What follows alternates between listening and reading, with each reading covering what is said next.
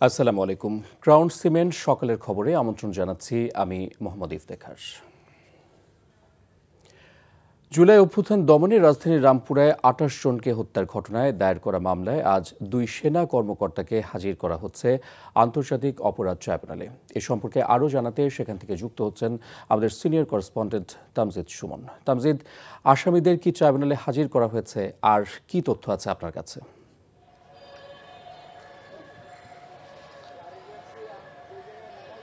আসামিদেরকে ট্রাইব্যুনালে হাজির করা হয়েছে ৯:৩০ কিছু পরে আসামিদেরকে ট্রাইব্যুনালে আনা হয়। আপনি জানেন যে কারাগারের যে সবুজ ভ্যান, নতুন শীতাতপ নিয়ন্ত্রিত কারাভ্যান, সেটিতে করে আসামিদেরকে ট্রাইব্যুনালে হাজির করা হয়েছে। আপনি জানেন যে আজকে ২ সেনা কর্মকর্তাকে হাজির করার কথা ছিল এবং যথারীতি তাদেরকে হাজির করা হয়েছে।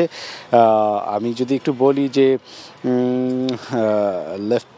লেফটেন্যান্ট কর্নেল মোহাম্মদ রেদওয়ানুল ইসলাম ও মেজর মোহাম্মদ রাফাত বিন আলম, এই দুজন সেনা কর্মকর্তাকে আজকে হাজির করা হয়েছে শুনানির জন্য। এই আজকে তাদের যে দিনটি সেটি আগেই ধার্য করা ছিল এবং সকালই তাদেরকে আনা হয়। জুলাই আগস্ট গণ অভ্যুত্থানের সময় রামপুরায় মানবতা বিরোধী অপরাধের যে মামলা, এই মামলাতে এই ২ সেনা কর্মকর্তাকে সহ ৪ জনকে আসামি করা হয়েছিল এবং এই মামলাতেই তাদেরকে হাজির করা হয়েছে।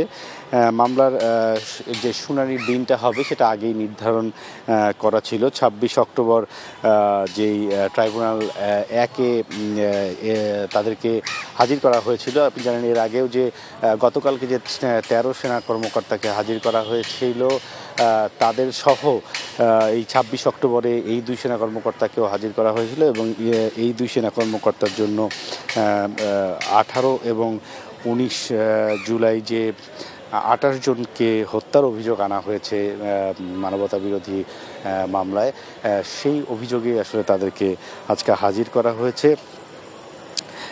লেফটেন্যান্ট কর্নেল রেদওয়ানুল ইসলাম ও মেজর মোহাম্মদ রাফাত বিন আলম তারা হাজির হয়ে এখন তাদের শুনানির জন্য প্রস্তুত করা হয়েছে এবং আর কিছুক্ষণের মধ্যেই হয়তো শুনানি শুরু হয়ে যাবে এবং সেই শুনানিতে আসলে তাদের বিরুদ্ধে কি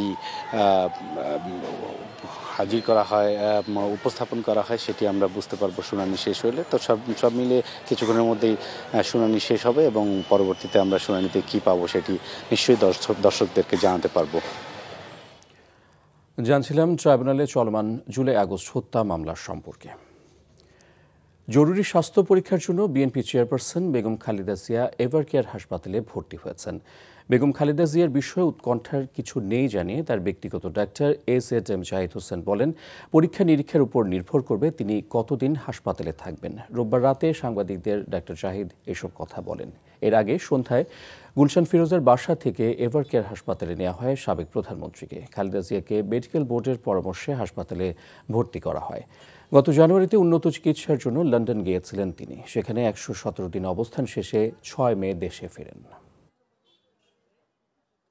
ওনার শারীরিক অবস্থা নিয়ে আমরা ডেফিনেটলি ওনার সুচিকিৎসার ব্যাপারে যথাযথ ব্যবস্থা গ্রহণ করা হচ্ছে এবং সর্বোচ্চ সতর্কতা অবলম্বন করে নিবিড় চিকিৎসা দেওয়া হচ্ছে।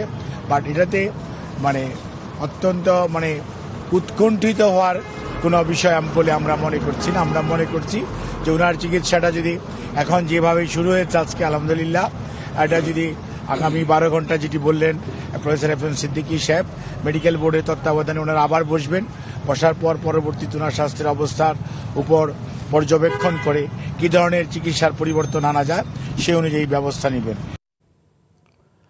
ভূমিকম্প প্রতিরোধ সম্ভব না হলেও এ ধরনের দুর্যোগের পূর্বাভাস পেতে প্রাকৃতিক ও প্রযুক্তিগত ব্যবস্থা চালু করেছে বিশ্বের বিভিন্ন দেশ। বিশেষজ্ঞরা বলছেন, বাংলাদেশে ভূমিকম্পের পূর্বাভাস পেতে গবেষণা প্রকল্প হাতে নেওয়া এখন সময়ের দাবি। এজন্য প্রয়োজনীয় কারিগরি ও আর্থিক সংস্থান জরুরি বলে বলছেন তারা।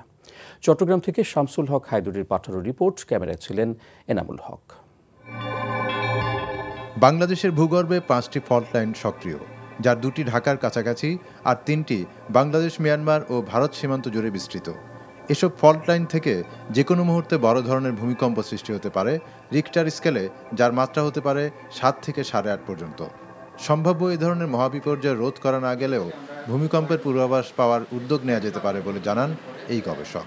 অ্যানিমাল বিহেভিয়ার উপরে ভূমিকম্প পূর্বাভাস আইডেন্টিফাই করা যায়, সেটা চায়না করতেছে, সেটা চাইলে আমাদের দেশে করতে পারে। 4টা ওয়েভ থাকে, P wave, S wave, Rayleigh wave, Love wave. গতি করে একমাত্র এস ওয়েভটা, তারপরে আসে কয়েক সেকেন্ড পরে আসে। এই পি ওয়েভটা যখন সেন্সরে কালেক্ট করলো, তখন সেটা সার্ভারে দিয়ে দিল, গুগল সার্ভারে, তখন এটা প্রত্যেকের মোবাইলে চলে গেল। সেই প্রিপারেশান নিয়ে কেউ টেবিলের নিচে চলে যাচ্ছে, কেউ হয়তো বাসার নিচে চলে যাচ্ছে। গবেষকদের মতে ভূমিকম্পের পূর্বাভাস পাওয়া গেলে সেটা যে মাত্রারই হোক, প্রাণহানি কমে যাবে অনেকাংশে। তবে এই ধরনের প্রকল্প বেশ ব্যয়বহুল। বিশাল একটা কর্মযজ্ঞ, এখন অর্থের দরকার।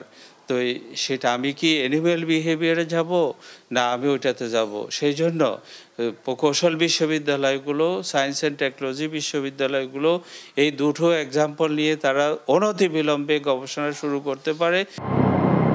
ভূমিকম্পের পূর্বাভাস প্রকল্প গ্রহণের পাশাপাশি অবিলম্বে দেশের গুরুত্বপূর্ণ অবকাঠামোর ঝুঁকি নিরূপণেরও তাগিদ দিয়েছেন বিশেষজ্ঞরা। NTV news desk. আশুলিয়ার তাজরিন গার্মেন্টসে ভয়াবহ অগ্নিকাণ্ডের 13 বছর পূর্তি আজ।